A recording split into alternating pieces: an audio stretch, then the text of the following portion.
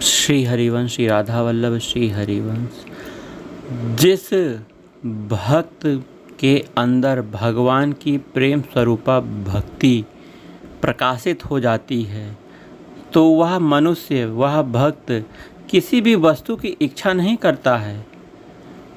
उसकी स्थिति अचाह स्थिति होती है। जोई जोई प्यारो करे सोई मोहि भावे। अर्थात जो भगवान की इच्छा होती है, भगवान जो विधान कर देते हैं उस भक्त का, भगवान की इच्छा पर वह चलता है, भगवान के विधान को वह स्वीकार करता है।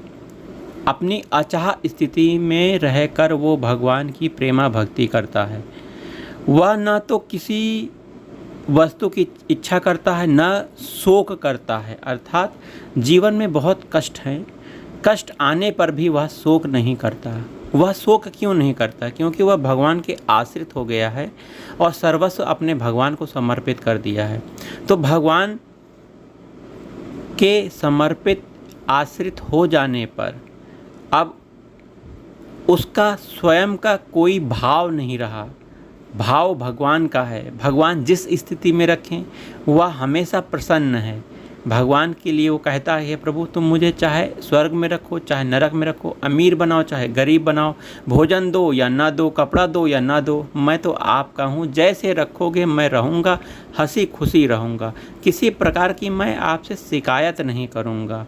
दुख आने पर शोक नहीं करूँगा, रोऊंगा नहीं, बस रोऊंगा तो आपके लिए कि हे प्रभु आप मुझे क्यों नहीं मिले।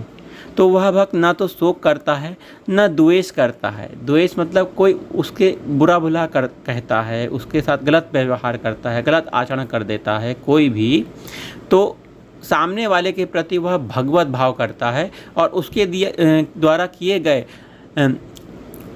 जो गलत कर्म हैं, जो गलत क्रिया कर दी है उस भक्त के लिए, तो वह उस व्यक्ति से द्वेष भी नहीं करता जिसने यह गलत काम किया है।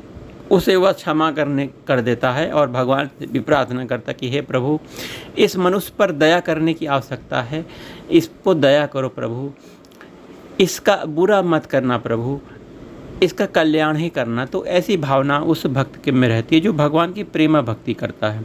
वहीं वह भक्त न किसी वस्तु में आसक्त होता है कि कोई वस्तु मिल जाएगी, कोई वस्तु प्राप्त हो जाए तो वो सुखी हो जाए, नहीं, उसकी अचाह स्थिति रहती है। इसका वर्णन अभी कर दिया है।